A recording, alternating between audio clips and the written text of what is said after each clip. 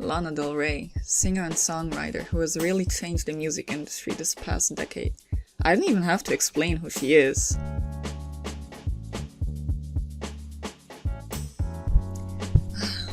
What a woman. Anyways, hi, I'm Angel, and in this video I'll be drawing something inspired by Lana Del Rey's photo shoot with Skims, because that hard iPad has been living rent-free in my head ever since. So to start off, let's study the photo itself. In this specific photo, the composition is very simple. She's posed in the center of the grid. The strongest light is coming from the top, while there is also front light, which is usually used. Makeup is very neutral to give attention to the red of the picture, the outfit she's wearing, and it has a very yellowish hue, which gives it a very retro look. Anyways, time for the drawing itself. In this drawing, I'm going to be using one of my singer OCs, which is the Lana, who is oh so secretive, like man, no one would ever guess who she is. Wow, so anonymous.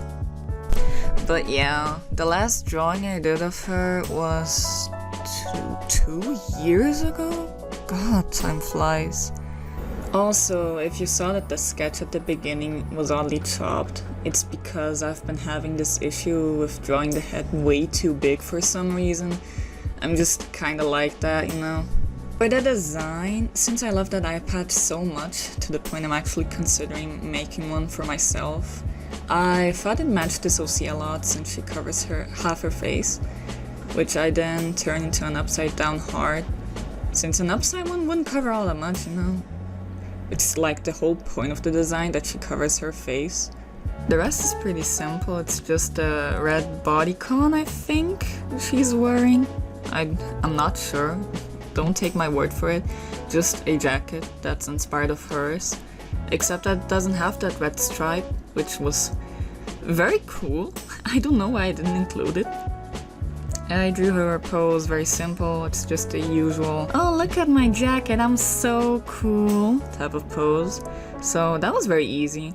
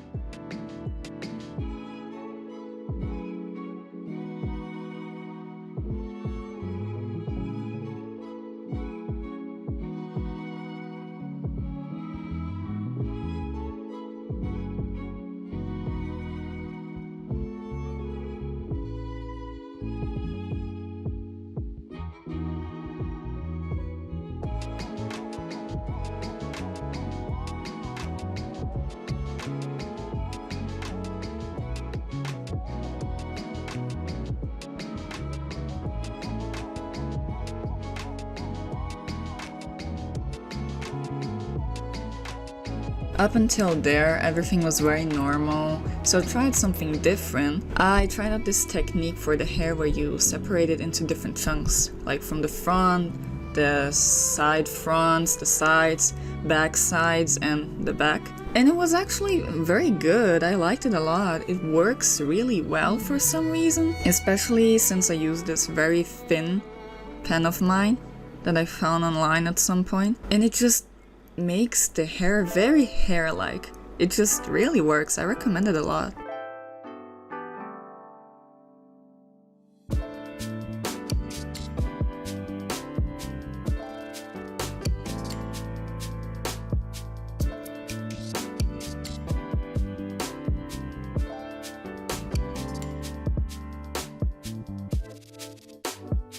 So here's the liner. You just add some random details, but not too much because no one will ever see it, so make your life easier and don't overwork yourself, babe.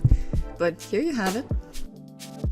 The next part is colors, which, looking at the reference picture, as I said before, is very retro, very beige, yellowish, with its focal point being the saturated red. So we put down the colors, red for the dress and mask, orangey tones for the skin and hair, which, yes, it's brown, but an orange one. And for the jacket, a desaturated purple to add us black, since we don't use pure black, if you didn't know that for some reason. It complements the yellow background and tones, so that's good. Using complementary colors, very nice. Honestly, there's lots of color theory involved, despite being very simple stuff. Also, if you're new, which I don't know if you would be, or if you are, why? But if you're new, I usually use everything, well, not on one layer, but the base colors in one layer. And for this drawing, I tried separating them, which did not work out for me. I can't function like that. I just merged them together at the end. You will not see this probably, if I'm not mistaken, but that did happen. So I will never try that again. Thank you.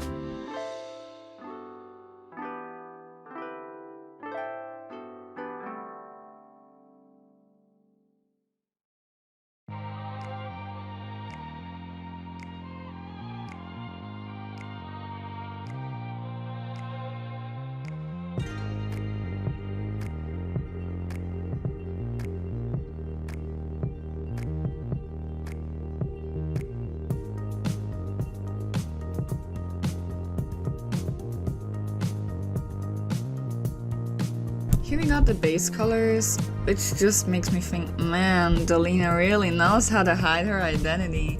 Like, even her name, someone should give her an Oscar for acting because no one would ever realize who she is. Dude, I am surprised with how good she is at hiding her identity. Like, man, even better than me. Get all that lighting stuff we got before down, or we will forget what we're doing. That's very important. Always write down what you're doing and have a clear vision of your steps, because if not, you will end up like me and get confused and take 300 years to make a drawing that could have taken less than 2 hours. Then I shade her skin, giving her blush and just shading out details such as her neck, collarbone, hands. It really brings life to a character. All in a peachy color to keep that orange and yellowish hues going because it's very prominent in the whole photo shoot actually. Like, it's very retro looking, very vintage, which is Lana Del Rey's vibe up to this day. So we gotta keep in mind that the color scheme all has to be orange and yellowish and red, which is the primary color basically, like quite literally. It's, well, not really, but kinda. So we gotta keep that in mind. And then next I start adding the dark brown eyeshadow to add depth to the eyes while still keeping them neutral to keep the focal point at the close. Look, I'm just going to keep that in because I speak way too little anyways. And then we start doing self shading after softly shading the whole drawing. Still using orange in this instance. We're putting down, right now we're adding the shadows that the frontal lights are casting, which I have no idea how to explain to you other than saying that this is the type of lighting situation most artists that just draw characters use, which is one of the most odd explanations, but if you draw, you will get it. It's like the most simplest. It's very simple, okay? Just take it as that. When you see other types of lighting, you will know, trust me. And after putting all of those down, I just blend them out in certain areas to make them softer so that it looks like the character actually has like rounder shapes, but at the same time has sharper edges to the shadows. Because, I don't know, humans kind of work like that sometimes, you know? I need to stop saying you know, honestly. Just random intermission here. I say that so much when I talk to myself. For some odd reason, I'm tired of it. I'm leaving this in here because I'm tired of it and I need to stop. And you all need to stop me too. To whoever sees this, please stop me.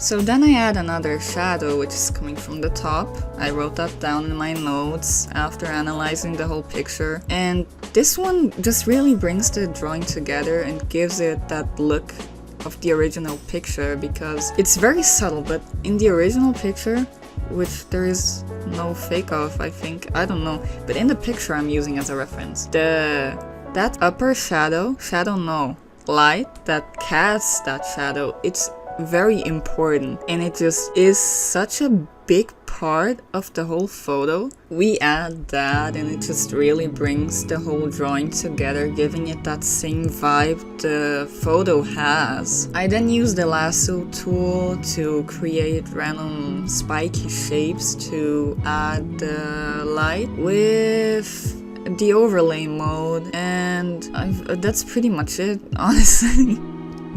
Like, there's not much to it, it's just really simple. I just use the multiply layer for the shadows using an orange tone, and for the light using a yellow tone, which is very, well, light. And yeah, I just do that and that's it.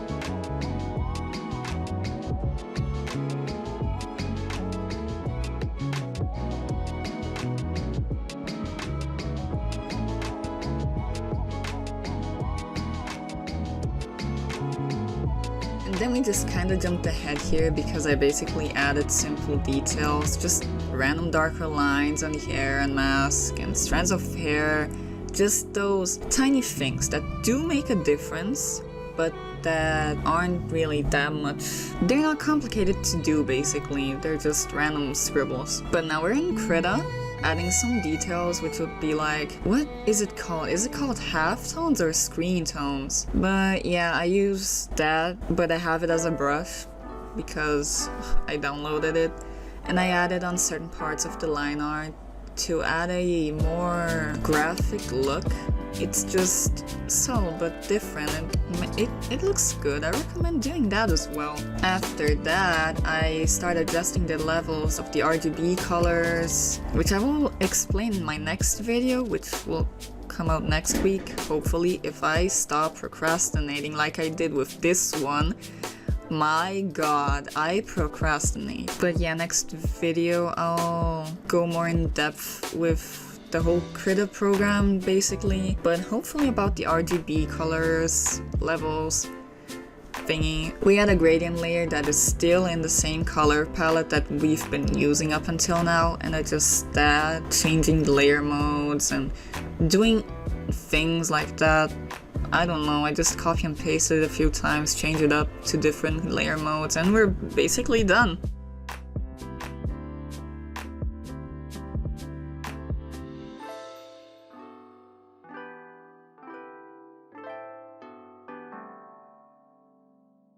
Our drawing inspired by Lana Del Rey's Skims photo shoot, because that photo shoot was just way too good to not get inspired by, is done.